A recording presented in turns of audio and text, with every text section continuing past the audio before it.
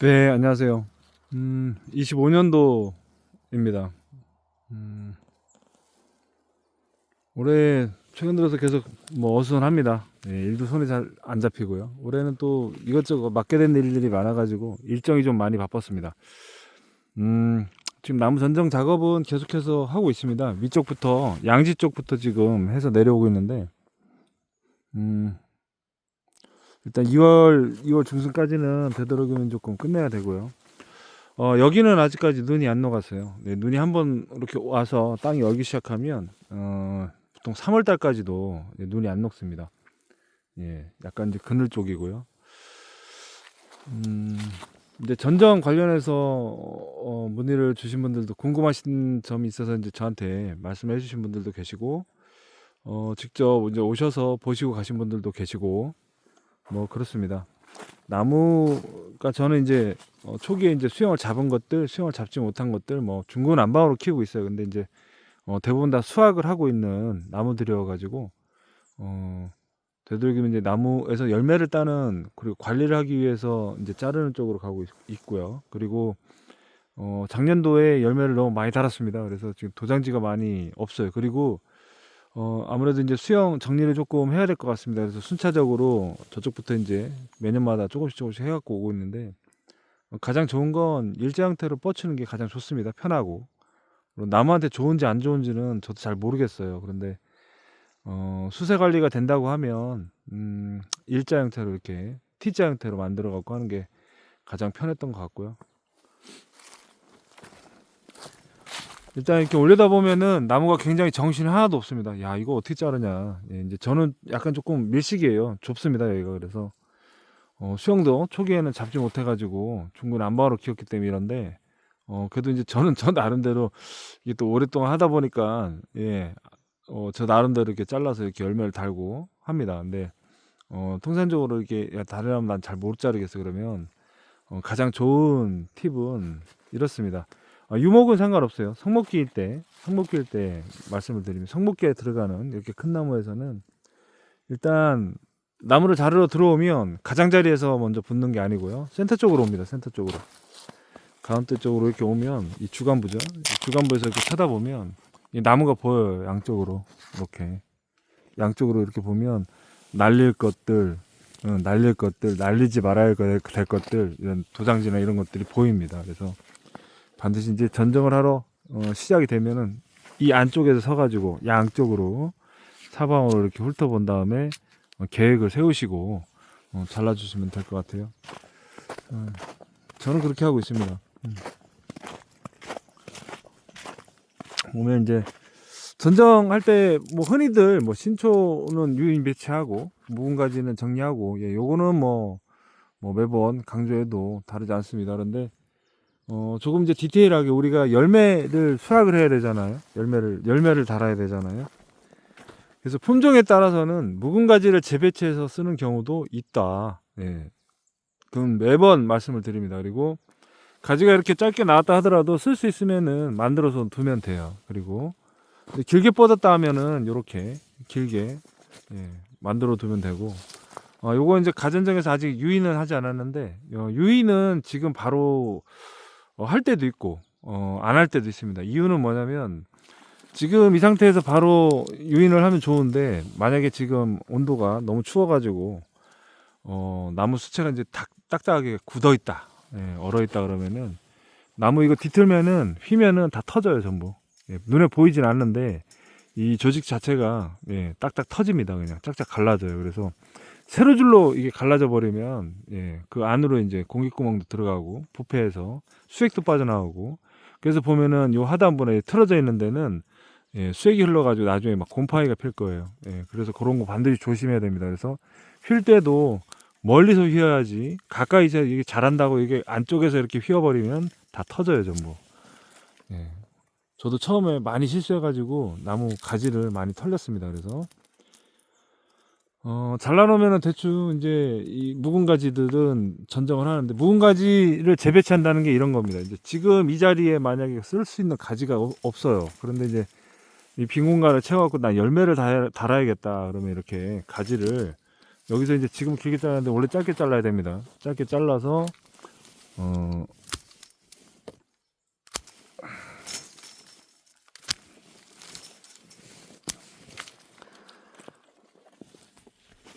예, 요 썼던 가지잖아요, 전년도에. 근데 지금 안쪽에서 도장지가 출발 안 했어요. 출발 안 했기 때문에 이런 경우에는 요렇게 이제 가지를 요 두 눈만 남기고 잘라가지고 일정 길이만큼만 유도해서 여기서 열매를 달아도 돼요. 근데 이건 모든 품종이 다 되는 건 아니에요. 품종마다 전정법이 조금씩 다르다고, 다르게 봐야 될 것 같다고 맨날 저는 얘기를 하고 있습니다. 그래서 이제 만약에 이런 상태예요. 도장지가 나오지 않은 논입니다. 도장지 안 나온 가지를 가지고 말씀들을 많이 하시더라고요. 이거 어떻게 되냐고. 사실 어떻게 보면 이것도 해거리예요. 예, 도장지를 여기서 뽑았어야 되는데 이쪽에 이제 굉장히 이제 열매들이 많고 많이 달리고 했으니까 얘네들이 양분을 다 먹으니까 안쪽에서 또 찍고 나와야 되는데 나무 수선을 따라가지 못하고 하는 경우에 이제 도장지가 출발을 못하는 겁니다. 그래서 그거를 만들기 위해서는 일부 결과지를 제거한다든지 아니면 이제 끝선에 나가고 있는 애들 수세를 약화시켜 준다든지. 근데 수세를 약화시켜 준다 해도 우리 이제 순 비틀기라고 그러죠. 이렇게 비틀거나 순을 찝거나 아니면 끝을 자르면 안 됩니다. 자르면은 양분 전달이 안 되기 때문에 지별 전달해서 뿌리에서 양분을 끌어올려야 되는데 이 가지로 못하기 때문에 문제가 생겨요. 그래서 밑으로 내려놓거나 뭐 이렇게 해서 순을 약화를 시켜놓고 일단 양분을 땡기라고 주는데 문제는 뭐냐면 여기서 중간에서 이제 결과지를 배치를, 이게 전년도 결과 모지인데, 결과지를 많이 배치하는 경우에는 여기서 양분을 다 뺐기 때문에, 예, 여기서 다시 찍고 나오거나, 이제 나무가 전체적으로 수세가 떨어져 있기 때문에 도장지가 안 나옵니다. 그래서 그럴 때는, 이제 6월 달에, 우리가 알속기는 하지 않지만, 예, 포도처럼 알속기까지는 하지 않지만, 적과는 하지 않지만, 최소한도로 가지 정리는 조금 해야 된다. 네, 안쪽에 있는 결과지 너무 많으니까 많은 것들은 시원찮거나 뭐 미숫가라든지 수정이 됐는데도 조금 기형가라든지 이런 것들 막 따내면서 얘네가 이제 좀 더 힘을 줘서 이제 밀어낼 수 있을 그런 환경을 만들어줘야 됩니다. 근데 이게 다른 나무들과 다르게 공식처럼 있는 게 아니에요.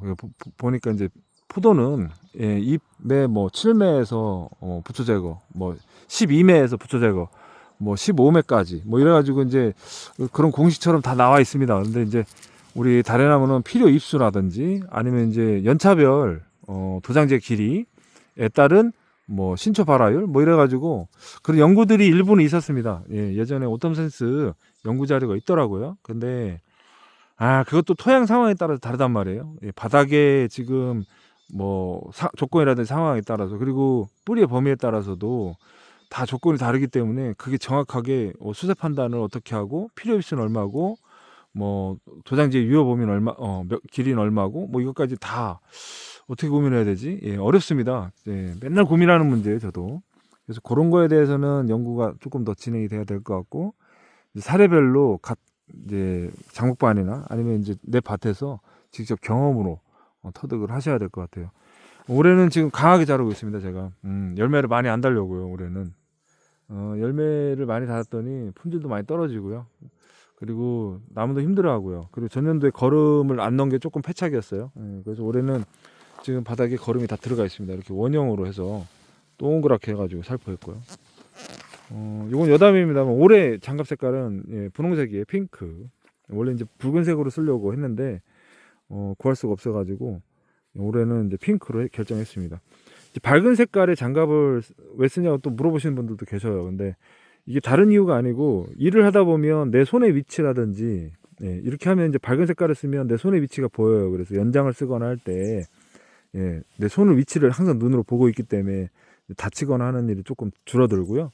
또 하나는 이제 바닥에 장갑을 벗어놨다거나 아니면 걸어놨다거나 할 때 눈에 잘 띕니다. 잃어버릴 일이 별로 없고요. 뭐 그렇습니다. 제가 장갑 장사는 아닌데 제 돈을 주고 사는 겁니다.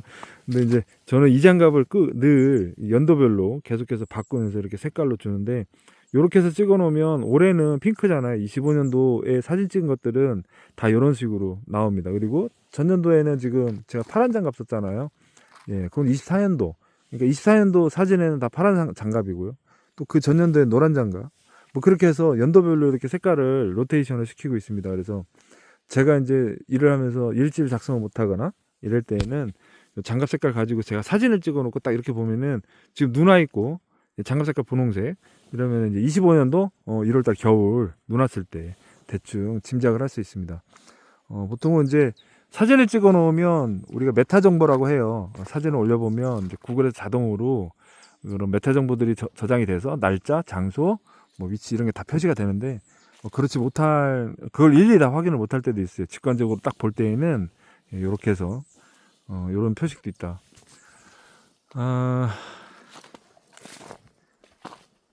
네, 여기도 이제 이렇게 해서 잘라놨는데 가지마다 다 랜덤입니다. 어떤 가지는 도장지가 안 나오니까 이렇게 길게 유도하고 눈은 유지를 해놔야 돼요. 그래서 지금 눈이 안쪽에서 다 멀어버렸단 말이에요, 전부. 그래서 눈이 안쪽에 다 멀었는데 이걸 바짝 잘라놓으면 여기는 눈이 없어요. 그럼 이 가지는 날아가는 겁니다. 없어져요. 그래서 이제 바깥쪽으로 이렇게 눈을 두는데 문제는 이렇게 가는 게 있고 이렇게 굵은 게 있어요. 이거 굵은 게 있으면 좋은데 없어요. 예, 많이 없어요. 그죠? 그러면 이제 굵은 쪽에서 조금 잘라놓고 지켜보는 겁니다. 근데 이렇게 지켜보고 계속해서 이렇게 유지는 해놓고 쫓아주면 안쪽에서 또 찍고 나옵니다. 근데 눈을 이렇게 유지를 안 해놓으면 이쪽으로 양분을 당길 이유가 없기 때문에 이 가지를 도태를 시켜요. 이 덩굴성 식물들의 특징 중에 하나가 뭐냐면 우리가 이제 보일러 바닥에 이제 보일러를 깔잖아요. 바닥에 보일러 깔면 보일러 공사하는 거랑 똑같습니다. 예, 물의 흐름을 유지하기 위해서 이제 수관이 형성이 되면 그 수관을 타고 물이 흐르는데 쉽게 말해서 이렇게 휘면 압력이 증가할 거고요. 이렇게 펼쳐놓으면 압력이 동일하게 균일하게 분포할 겁니다. 그래서 이렇게 휘어서 위쪽으로 상단으로 이렇게 위치하면 저쪽에 압력이 몰려요. 꺾이는 부분. 그러면 이제 정부세라고 하죠. 정부세가 별거 없고 저렇게 해서 압이 몰리는 부분 저쪽으로 이제 그 팽압이 전달되기 때문에 저기서 뚫고 나오는 거예요, 눈들이. 근데 이거 수평으로 눕혀놓으면 압력이 균일하게 각 눈마다 균일하게 양분이 전달이 됩니다. 수액이. 그러면은 똑같이 나오는 거예요, 비슷하게. 그러니까 되도록이면 이렇게 올려놓고 막 이렇게 되는 게 아니라 이렇게 수평으로 눕혀서 잡아 키우는 이유는 압력을 일정하게 유지시키려고 하는 거예요. 근데 우리가 평덕이 또 단점도 이렇게 평력이 아무리 눕힌다 하더라도 지금 당연히 저 위쪽이 보여요, 먼저. 위쪽 올라가는 라운드 형태로 휘어져 있는 부분이 보입니다. 그래서 저 윗부분에서 먼저 발화하는 게 맞습니다. 그리고 또 팽압이 맨 마지막에 또 전달이 되는 요 끝부분이잖아요. 그럼 요 끝부터는 요 신초. 요 부분이죠. 끝부분에 있는 요쪽에 양분이 또 몰립니다. 그래서 요런 걸 감안해서 유인 배치하고 수영을 잡는 건데 포도는 이제 우리가 Y자 형식이라고 하잖아요. 머리 아프지 않게 Y자 형태로 올려버리면 균일하게 쭉 올라가면서 양분이 전달이 돼요. 그래서 눈이 고르게 나옵니다. 그런 장점이 있기 때문에 Y자 형태로 가는 거고요. 최근 들어서는 뭐 복숭아, 뭐 사과, 뭐 체리, 뭐 등등 할 거 없이 그렇게 A자 또는 Y자 이렇게 이제 변형해가지고 키우는 걸로 알고 있습니다. 그건 다 마찬가지 원리예요. 그래서 이런 가지의 원리를 생각을 하시고 유인 배치를 하시면 되겠습니다. 그리고 다리나무 이제 예전에도 한번 살짝 말씀드렸는데 약간 디테일한 부분이 뭐냐면 우리가 가지를 이렇게 길게 두잖아요. 지금 이게 약 2m 정도 돼요. 여기가 2.5m인데 2m에서 조금 모자라는 2.5m에서 조금 모자라는 약 한 40cm 모자라는데 그래서 2m 정도 이렇게 빼놨는데 이렇게 길게 빼놔도 이 눈들이 다 나오느냐? 다 나옵니다. 전부 다 나오는데 조건은 위쪽에 있는 상단부에 눈이 먼저 나오고 하단부에 눈이 뒤늦게 나와요. 그래서 전정을 할 때도 이제 안쪽에서 전정을 할 때죠. 전정을 할 때도 눈의 위치가 발화하는 눈의 위치가 이렇게 하단부에 있으면 이거 안 좋은 눈이에요. 그래서 이제 상단부에 눈 먼저 나오기 때문에 이 상단부 눈이 나오기 때문에 이 부분으로 노출을 시켜야지. 이렇게 잘라놨다 하더라도 하단 쪽으로 내려앉는 것보다는 상단 쪽으로 올라가 있는 눈을 유지를 시킨다는 거예요. 대부분 보면 여기도 상단 눈을 유지를 해놨잖아요. 왜냐하면 눈이 상단 쪽에 보여야 일찍 나오는 눈들이 빨리빨리 나와가지고 자리를 잡습니다. 하단 쪽에 있으면은 돌아서 꺾여서 나오거나 또는 문제가 발생하면은 도태돼요. 그래서 반드시 위쪽으로 올라간 눈을 써야 된다. 전장하다 보면은 이제 신경 써야 될 것들, 해야 될 것들이 많은데 또 이런 것도 있습니다. 이제 기부 안쪽에서 나오는데 수세가 너무 강해요. 도장지가 막 이런 도장지들이 너무 강하다 그러면 제거해야 될 때도 있습니다. 왜냐하면 안쪽에서 라운드 형태 이렇게 휘어지는 부분에서 안쪽에서 나오는 애들은 얘네들이 양분을 다 잡아먹어갖고 요 주지와 오히려 역전이 되는 경우가 있어요. 주지 역전 현상. 예, 그런 것 때문에 안쪽에서 너무 세게 나온다 그러면은 수세 조절을, 그러니까 수세를 전체적으로 고르게 분포시키기 위해서 안쪽에 있는 것들은 제거를 한다. 전정 관련해서는 사실 뭐 제가 따로 막 어마어마하게 뭘 얘기할 게 없습니다. 저는 이제 여기는 이제 수영을 잡지 못해서 초기에 저도 할 줄 몰라가지고 막 키운 거라 그렇고요. 이제 좀 이따 올라가면서 이제 살짝 정리해 놓은 거 있습니다. 그 그림으로 한번 보여드리면 좋은데, 일단 올라가서 한번 얘기를 하도록 하겠습니다. 네, 여기는 이제 위에고요. 위에 밑에서 올라왔습니다. 이것도 성목이에요. 근데 지금 쓸만한 가지들 선발해 갖고 이렇게 잘라놓은 겁니다. 네, 도장지가 조금 굵은데 그래도 일단 길이는 맞게 나왔으니까 유도를 해놓은 거예요. 지금 유인을 안 했습니다. 아직 유인을 안 했고 유인은 조금 더 있다 하려고요. 터질까봐. 그래서 이렇게 붙잡아 내리는데 간격은 대충 맞춰놨어요. 그래서 이 자리 배치하는 문제이기 때문에 간격을 너무 막 뭐 천편일률적으로 막 50cm를 맞춰야 돼, 30cm를 맞춰야 돼 이런 건 없습니다. 눈치껏 봐가지고 빈자리 메꾸는 형태로 가시면 되고, 이제 특이하게 여기도 지금 가지가 안 나와 있거나 막 이런 데 있어요. 눈은 지금 유지를 해놨고요. 그리고 이제 만약에 이런 경우도 있습니다. 길게 쭉 나가는데 여기 중간에는 묵은 가지고 이쪽에 애매하게 이제 도장지가 이렇게 나온 경우, 이렇게도 써도 됩니다. 예, 써도 돼요. 써도 됩니다. 이렇게 해서 연장해 가지고 써도 얼마든지 할 수 있고요.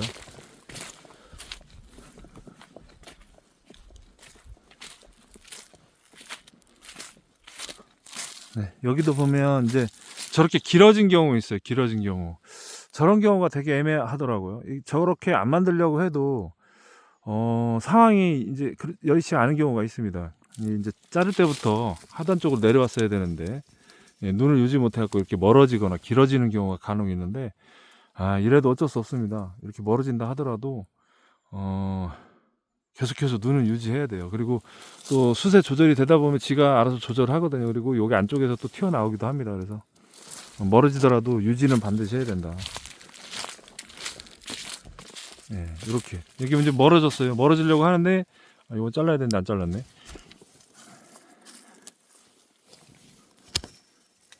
네, 멀어지는데 이렇게 멀어지는 것도 일단 확인해 가지고 눈은 계속해서 밑에 하단부에서 나오도록 유지를 해 놓는 겁니다. 다리는 맹아예요. 맹아. 눈이 안에 숨어져 있습니다. 그래서 이 중간중간에서 어디에서 튀어나올지 몰라요. 네. 이것도 잘라야 되는데 이거 왜 안 잘랐을까? 네, 지금 이런 거는 이제 이거 신초인데 이런 거는 방향이 잘못됐다 하더라도 잘라주는 게 좋습니다. 근데 열매를 또 너무 많이 달면 해거리래요. 그래서 너무 많이 달지 않도록 조금 조심을 해야 되고요. 제가 작년에 이제 냉이가 없어가지고 너무 오버했어요. 다 달려가지고 신난다 그러고서 막 달았더니. 그리고 지금 이제 유목들도 잘라야 되는데 유목들은 중간중간 하고 있습니다.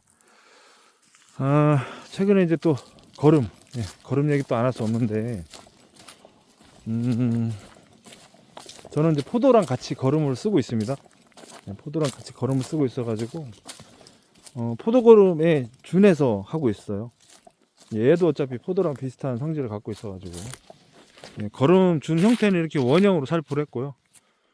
요거 이제 도움 주신 분들이 계셔요.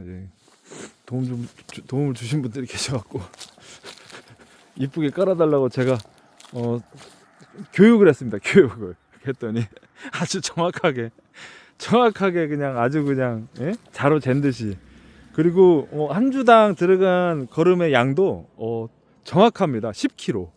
20kg짜리 포대 한 개 가지고 두 나무씩 들어가 있단 말이에요. 그래서 이제 10kg씩 들어간 거예요. 이게 정확히.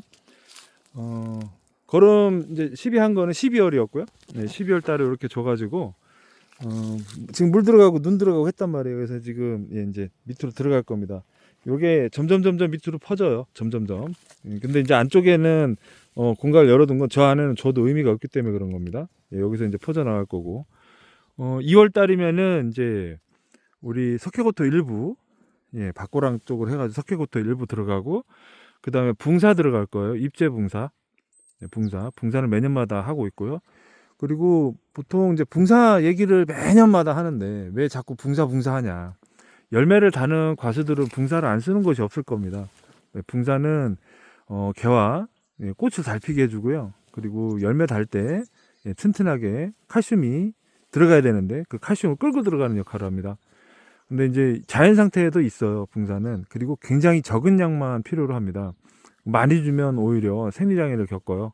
그래서 붕사를 넣는데 붕사는 붕산이 들어있는 붕산이 들어있는 돌가루래요. 근데 그 붕산도 원래는 붕소죠. 원소기호로 하면 붕소입니다. 원래 얘네가 필요로 하는 거는.